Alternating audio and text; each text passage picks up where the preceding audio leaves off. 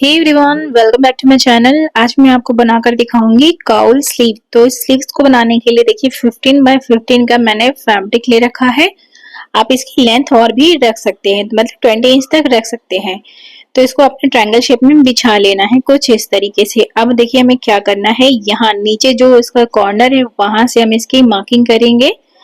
तो यहाँ पर आपको जो स्लीव का बॉटम है वो लेना है। तो यहाँ पे मैं जो स्लीव का बॉटम रख रही हूँ वो मैं 3 इंच पे रखूंगी। आप चाहे तो आप अपने हिसाब से रख सकते हैं। तो मैंने यहाँ पे 3 इंच रखा है इस तरीके से। इसके बाद अब हमने यहाँ से इसकी लेंथ लेनी है। तो लेंथ आप अपने हिसाब से 7, 8 जितना भी रखना चाहे रख लीजिए। तो मैंने यहाँ पे रखा है 7 इंच पे।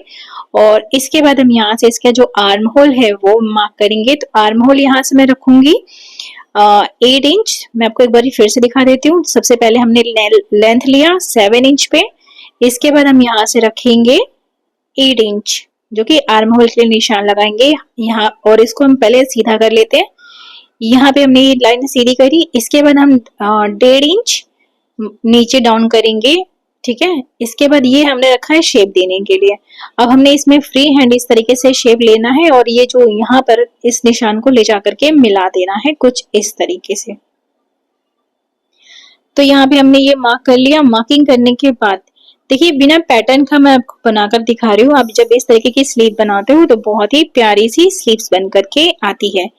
तो ये हो गया। अब इसके बाद देखिए क्या करना है, इस निशान को आपने मिला लेना है। तो यहाँ पे हमने निशान सारा ड्रॉ कर लिया है। इसके बाद हमने क्या करना है, इसको पिन अप कर लेंगे।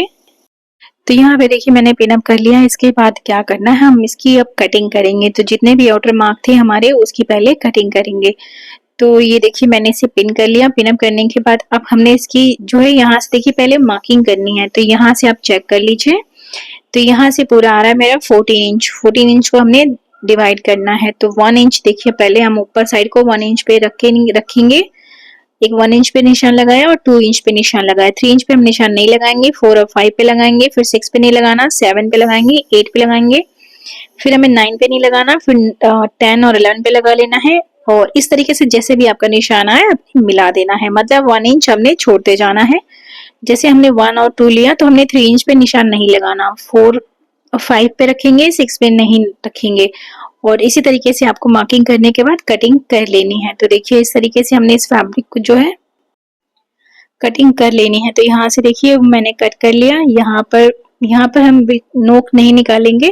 यहाँ पे पिन मेरी अटक रही थी तो पिन को निकालने के बाद यहाँ से मैंने इसे कट कर लिया। यहाँ पे आपने मिड में इसके सेंटर पे एक कट लगा देना है ताकि आपको इसका मिड पता चले। और देखिए जो हमने निशान लगाया है, निशान के ऊपर ही आपने सीजर से इस तरीके से छोटे छोटे कट लगा देनी है ताकि दोनों साइड पे आपको सेम यही निशान मिल जाए। तो ये देखिए ये हो गया। यहाँ पे भी हमने इसको छोटे छोटे कट इस तरीके से लगा लेने हैं। अब ये पिंस वगैरह निकाल देनी है। अब हमने इसमें बनाना है काउल। तो काउल के लिए देखिए जो हम इसमें डिजाइनिंग करेंगे, पहले ये जो एक्स्ट्रा फैब्रिक है वो मैंने देखिए कट कर लिया। नीचे का जो बॉटम है वो है ये। अब देखिए क्या करेंगे, जो ऊपर वाला साइड है जो हमने 1 और 2 पे निशान लगाया था, तो 2 वाली प्लीट्स को पकड़ेंगे हम। और देखिए जो जैसे हमने ये मिड के ऊपर ही इस तरीके से रखा हमने। ये वाले जो हमने जहां जहां पे हमने छोटे छोटे कट लगाए हैं उन्हीं कट्स को इनके ऊपर ही रखना है। इस तरीके से पिन कर लिया। अब इसके बाद 4 और 5 वाले को, जो 5 को पकड़ेंगे और 4 के ऊपर हमने रखना है और इस तरीके से पिन कर लेना है। सेम ऐसे ही हमने 6 पे निशान नहीं लगाया था तो 7 और 8 पे लगाया था। तो आपने क्या करना है, 8 वाली प्लेट को पकड़ के 7 के ऊपर इस तरीके से रखना है और पिन अप कर लेना है। ठीक है, इजी है। तो ऐसे ही हम सारा तैयार कर लेंगे। तो यहाँ पे देखिए इस तरीके से हमने तैयार कर लेना है। आप इस स्लीव को कॉटन फैब्रिक पे भी बना सकते हैं, उस पे भी इसका लुक आएगा। तो देखिए इस तरीके से दूसरे वाले साइड पे भी हमने सेम ऐसे ही 1 और 2 पे निशान लगाया। तो मैंने 2 को रखा, 2 को 1 के ऊपर रख देना है इस तरीके से। अब सेम ऐसे ही 4 और 5 वाले को पकड़ के 4 के ऊपर हमने रख करके इस तरीके से पिन कर लेना है। तो इधर का भी हम इसी तरीके से तैयार कर लेंगे।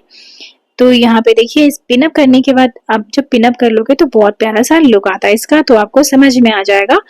तो ये हो गया। अब हमने इस प्लीट्स को बढ़िया सा बना दे रहे हैं। जो काउल का जो शेप है उसको हमने अच्छे से एडजस्ट करना है और इसके ऊपर सिलाई लगा लेंगे। तो यहाँ से थोड़ा सा बचा हुआ था मेरा फैब्रिक, तो इसको भी मैं बराबर से रखूंगी और इसको यहाँ पे रखने के बाद इसको भी हमने पिन अप कर लेना है। तो बहुत इजी मेथड है काउल स्लीव्स बनाने का। तो ये देखिए हो गई हमारी स्लीव बनकर रेडी। अब हमने इसके ऊपर सिंपली सिलाई कर लेनी है। सिलाई करने के बाद आगे का जो प्रोसेस है वो मैं आपको बता देती हूँ। तो देखिए इस तरीके से हो गया है, जो नीचे का जो शेप रहेगा उसको अपने फिनिश कर लेना है, ठीक है।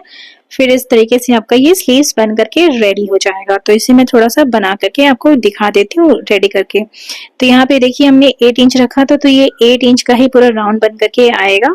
यहाँ से मैं एक बार आपको चेक करके बता देती हूँ, यहाँ से भी 8 इंच है और यहाँ से भी 8 इंच है। ये देखिए हो गया। अब इसके बाद क्या करना है, आपको इस तरीके से रखेंगे और उसको बाद हमने स्लीव को तैयार कर लेना है। तो पहले मैं ऊपर का सिलाई कर लेती हूँ, फिर आपको इसके आगे का प्रोसेस बताती हूँ। तो देखिए हमने इस प्लीट्स को यहाँ पे लगा करके सिलाई कर लिया था। अब स्लीव्स हमने बना करके रेडी कर ली है। ये जो स्लीव है कुछ इस तरीके से नजर आएगी।